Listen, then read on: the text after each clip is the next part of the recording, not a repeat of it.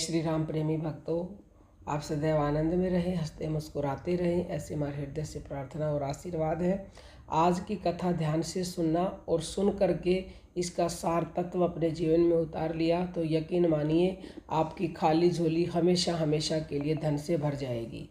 देखिए, कथा कुछ इस प्रकार है। एक भिखारी एक दिन सुबह अपने घर से बाहर निकला। त्यौहार का दिन था तो आज गांव में उसे बहुत भिक्षा मिलने की संभावना थी। वो अपनी झोली में थोड़े से चावल के दाने डालकर बाहर आया। चावल के दाने उसने डाल लिए हैं अपनी झोली में, क्योंकि झोली अगर भरी दिखाई पड़ती है तो देने वाले को आसानी होती है, उसे लगता है किसी और ने भी दिया है। सूरज निकलने के करीब है।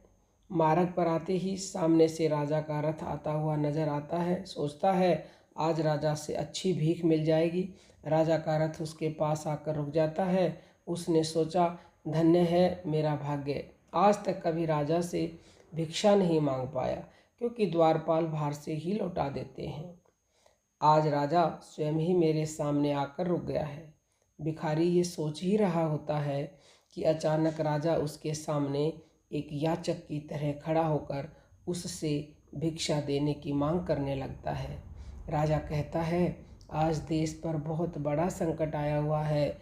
ज्योतिषियों ने कहा है इस संकट से उभरने के लिए यदि मैं अपना सब कुछ त्याग कर एक याचक की भांति भिक्षा ग्रहण करके लाऊंगा तभी इसका उपाय संभव है।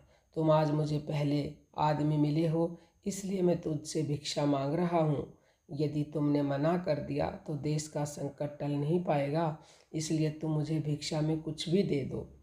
भिखारी तो सारा जीवन मांगता ही आया था, कभी देने के लिए उसका हाथ उठा ही नहीं था। सोच में पड़ गया कि आज कैसा समय आ गया है, एक भिखारी से भिक्षा मांगी जा रही है और मना भी नहीं कर सकता। बड़ी मुश्किल से एक चावल का दाना निकाल कर उसने राजा को दिया। राजा वही एक चावल का दाना ले खुश होकर आगे भिक्षा लेने के लिए चला गया। सब ने उस राजा को बढ़ बढ़ कर भिक्षा दी, परंतु भिखारी को चावल के दाने के जाने का ही गम सताने लगा। जैसे तैसे शाम को वह घर आया। भिखारी की पत्नी ने भिखारी की झोली पलटी तो उसमें से उसे भीख के अंदर एक सोने का चावल का दाना भी नजर आया। भिखारी की पत्नी ने उसे जब उस सोने के दाने के बारे में बताया तो भिखारी छाती पीट पीट कर रोने लगा। जब उसकी पत्नी ने रोने का कारण पूछा तो उसने सारी बात उसे बताई। उसकी पत्नी ने कहा तुम्हें पता नहीं कि जो दान हम देते हैं वही हमारे लिए स्वर्ण है, जो हम इकट्ठा कर लेते हैं वो सदा के लिए मिट्टी हो जाता है। उस दिन से भिखारी ने भिक्षा मांगनी छोड़ दी और मेहनत करके अपना तथा परिवार का भरण पोषण करने लगा। जिसने सदा दूसरों के आगे हाथ फैलाकर भीख मांगी थी, अब खुले हाथ से दान पुण्य करने लगा। धीरे धीरे उसके दिन भी बदलने लगे। जो लोग सदा उससे दूरी बनाए रखते थे अब उसके समीप आने लगे। वो एक भिखारी की जगह दानी के नाम से जाना जाने लगा। इस कथा का सार तत्व यही है कि जिस इंसान की प्रवृत्ति देने की होती है उसे कभी भी किसी चीज़ की कमी नहीं होती। जो हमेशा लेने की नीयत रखता है उसका कभी पूरा नहीं पड़ता, क्योंकि ये प्रकृति का नियम है कि हम इस हाथ से एक हाथ से देते हैं, दूसरे हाथ से हमें अनंत गुना हो करके बढ़ करके मिलता है। जो कि जैसा आपने कथा में सुना, एक चावल का दाना दिया और उसके बदले उसको सोने का चावल का दाना मिल गया। और संत कबीरदास ने तो स्पष्ट कह दिया है कि दान दिए धन ना घटे। दान देने से धन नहीं घटता।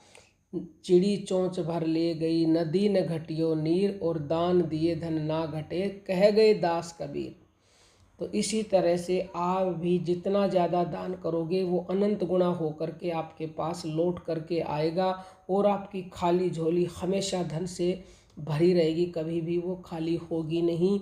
दान अपनी नेक कमाई का हर व्यक्ति को 10वां हिस्सा देना ही देना चाहिए। दान आप किसी को भी दे सकते हो, और यदि आपके गुरु हैं तो गुरु को दिया हुआ दान सर्वश्रेष्ठ होता है। अपने गुरु को हर महीने अपनी कमाई का कम से कम 10वां हिस्सा तो ज़रूर दें।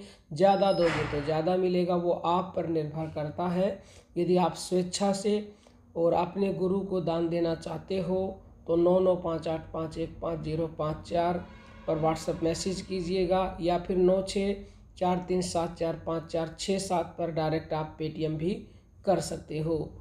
उम्मीद करते हैं आज की कथा का सार तत्व दान है और इस दान को आप दे करके अपने धन को ज़रूर बढ़ाएंगे, क्योंकि लोग धन तो चाहते हैं लेकिन दान नहीं करते हैं, और दान नहीं करेंगे तो धन कभी भी बढ़ेगा नहीं, हमेशा वो घटता ही रहेगा। तो इसलिए आप दान करके अपने धन को बढ़ाएं। अब हम अपने वाणी को विराम देते हैं। जय जय श्री राम।